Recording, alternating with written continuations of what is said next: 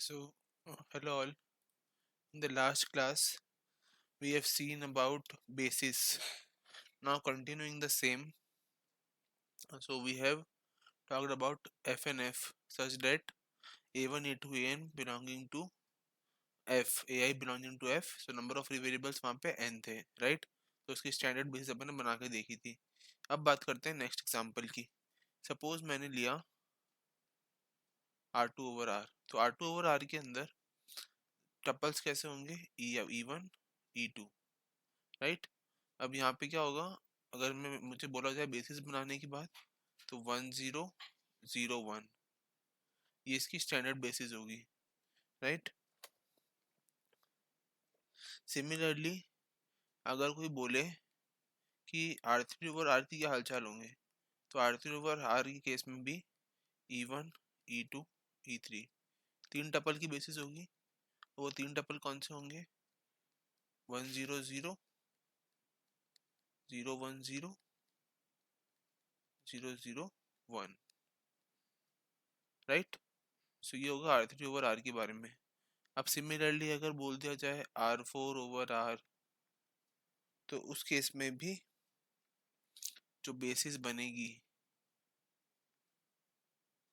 Basis वो बनेगी E1 E2 E3 E4, right.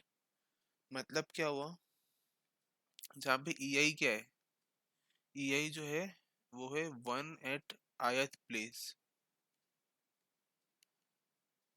And rest are 0.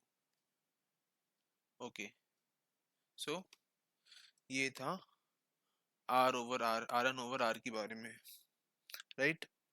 अब बात करते हैं वापस से Fn ओवर F, जहाँ पे इस बार थोड़ा सा अंतर है कि जो सेट है A1 A2 up to AN, right. Such that जो AI है वो F से बिलोंग कर रहा है, एंड यहाँ पे I की वैल्यू जो है वो 1 less than equal to 1 greater than equal to N है, राइट. 1 से छोटी और N से बड़ी, N से छोटी और 1 से बड़ी है, राइट. I की वैल्यू. इस केस में नंबर ऑफ फ्री वेरिएबल्स कितने होंगे? N. Number of free variables N होंगे. therefore we can write dimension of Fn over F is N. Okay, so अब इसी तरीके से कुछ एग्जांपल स्टार्ट करते हैं डायमेंशन के, राइट. डायमेंशन के एग्जांपल स्टार्ट करते हैं. Okay, so first one,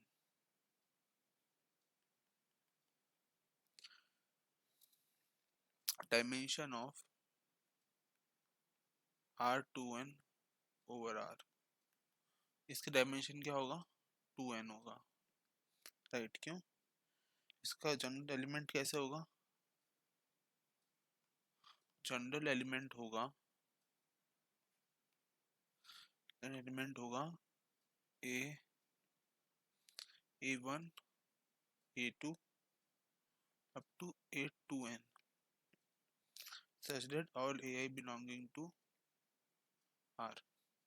okay, similarly अब अगला एग्जांपल देखते हैं. अगला एग्जांपल है dimension of Cn over C. Wait,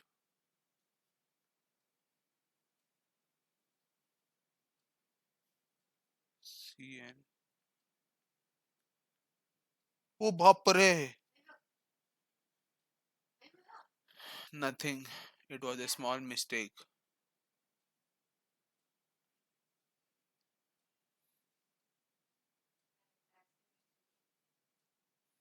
Cn over C is N. कैसे? देखो, यहाँ पे अपन क्या लेके चल रहे हैं? कॉम्प्लेक्स वेरिएबल्स पर, सच दैट जो सेट है वो सेट कैसा है? A1 A2 AN का सेट है such that all AI belonging to R. मतलब यहाँ पे R है. ओके, सो इसकी बेसिस कैसे बनेगी? स्टैंडर्ड बेसिस की अगर बात करूं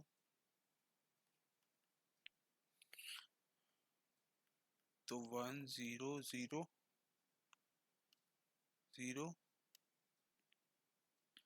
0 1 0 0 और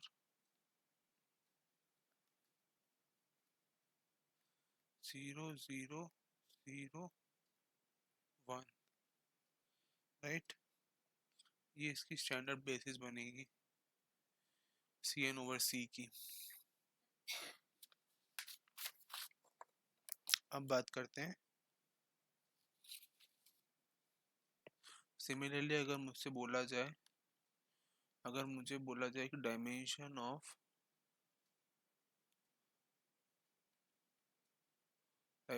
of C 2n over C, सो इस केस में क्या होगा, इस केस में ये 2n होगा, ओके, राइट। क्यों? क्योंकि there are number of 2n free variables. Now fourth, dimension of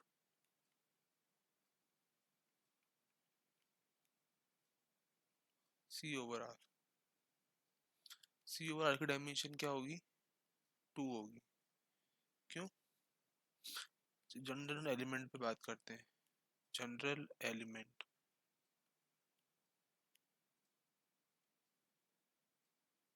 general element कैसा होगा, a प्लस आयोटा b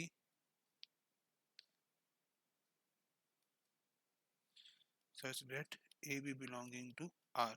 तो यहाँ पे a और b दोनों रियल नंबर मिलेंगे, इस वजह से जो dimension of C over R है वो 2 होगी। समझ आया? अब बात करते हैं dimension of C over C की।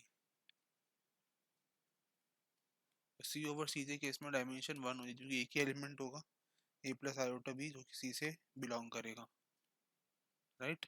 a plus iota b such that a plus iota b belonging to C over C, right.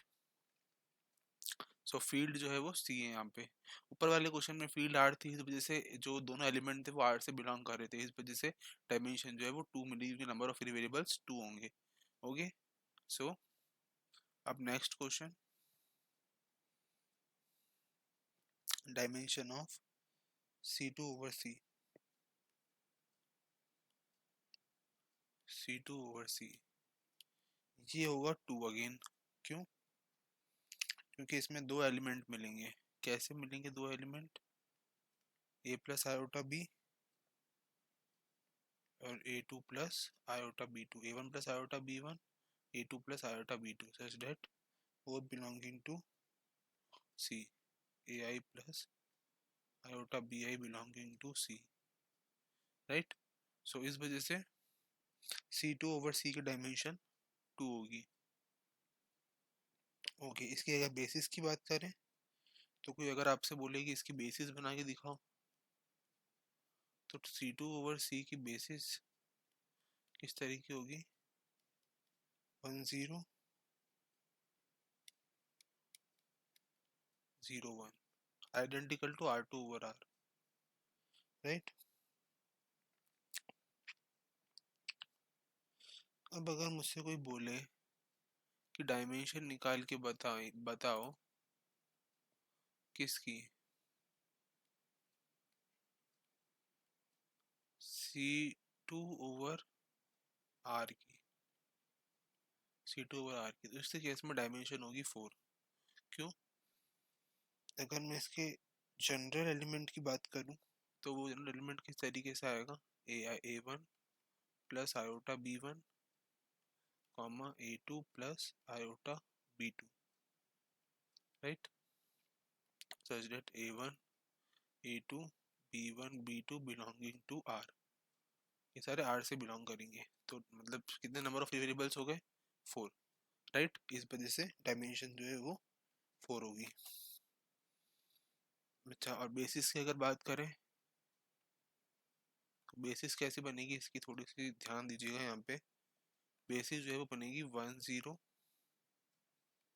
Iota comma 0 0 1 0 comma iota, right. इस तरीके से बेसिस बनेगी। ओके, अब अगर कोई बोले, ये तो था 7th नंबर, अब बात करते हैं 8th नंबर की। 8th नंबर है dimension of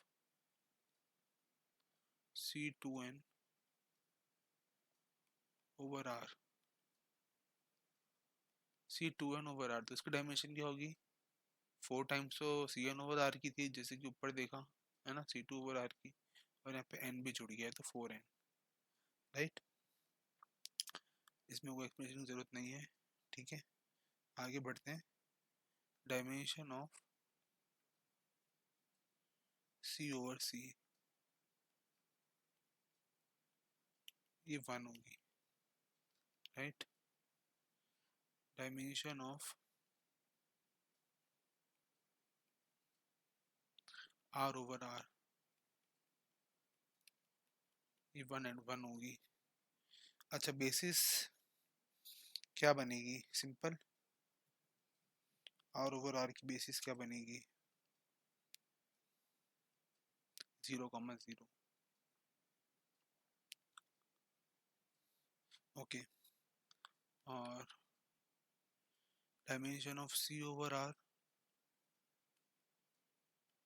C over R 2 बनेगी, राइट।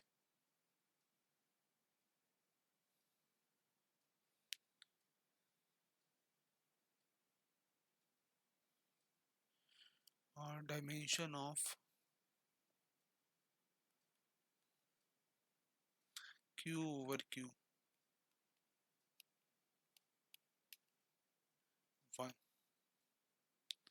और dimension of R over Q, क्यों R ओवर Q तो वेक्टर स्पेस डिफाइन ही नहीं होता है, राइट, इस वजह से infinite.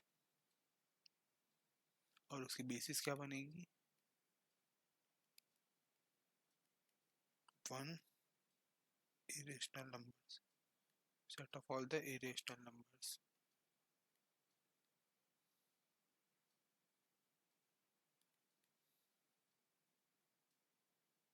irrational numbers। Okay,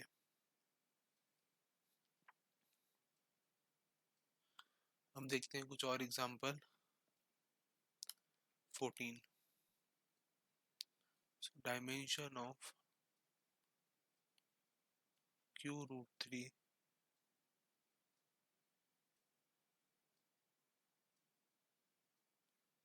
Q root 3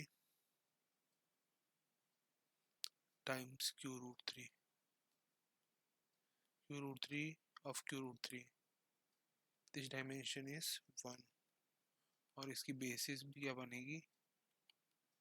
एक ही एलिमेंट आएगा, सिर्फ सिंगलटन 1। ओके, सिमिलरली अगर कोई मुझसे बोले, थोड़ा सा चेंज करते हैं इसको, और मैं आपसे बोलूं कि dimension of Q root 3 times Q, तो ये बनेगी 2। कैसे? इस सेट के अंदर गॉसियन इंटीजर्स जैसे होते हैं, सिमिलरली यहाँ पे रेशनल नंबर्स होंगे रूट 3 की फॉर्म में। तो ये जो सेट बनेगा एलिमेंट का, वो कैसा बनेगा? a plus B root 3, such that a comma B belonging to. मतलब क्या हुआ यहाँ पे? नंबर ऑफ फ्री वेरिएबल्स कितने मिले? 2a और b। इसकी स्टैंडर्ड बेसिस क्या बनेगी? स्टैंडर्ड बेसिस बनेगी 1 कॉमा रूट 3। ओके, सो अपन ने यहाँ तक देखा। अब इसी तरीके से अगर मैं थोड़ा सा इसमें चेंज करूँ, और यहाँ पे QN root 3 QN root 3 over Q, अगर इसकी बात करूँ तो 2n हो जाएगी, right.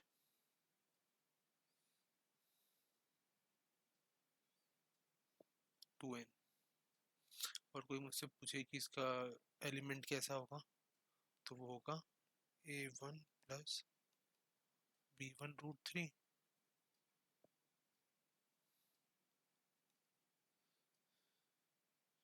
A2 comma B2√3, A2 plus B2√3 and so on up to AN plus BN√3, right? Such that AI comma BI belong to Q. तो क्योंकि दो वेरिएबल्स मिल गए और n टाइम्स है तो 2n, राइट? अब इसकी स्टैंडर्ड बेसिस कैसी होगी?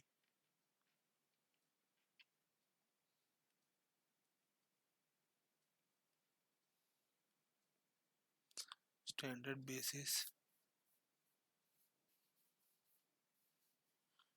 बेसिस होगी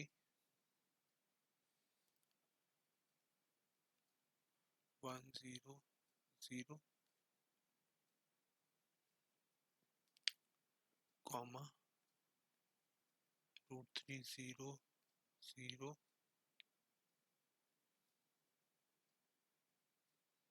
comma 0 1 0 comma 0 comma √3 comma 0 and so on up to n times, and आखिरी में आएगा 0 comma 0 comma 0 1 comma 0 comma 0 comma 0 comma 3, right? इस तरीके से। ओके, तो आई होप कि समझ में आया।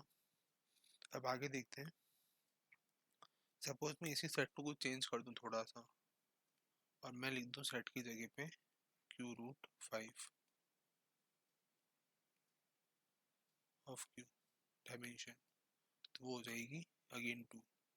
क्यों? क्योंकि इसके अंदर जो सेट बनेगा उसके अंदर एलिमेंट्स होंगे A plus B√5 such that A भी belonging to Q, राइट? तो स्टैंडर्ड बेसिस क्या बन जाएगी?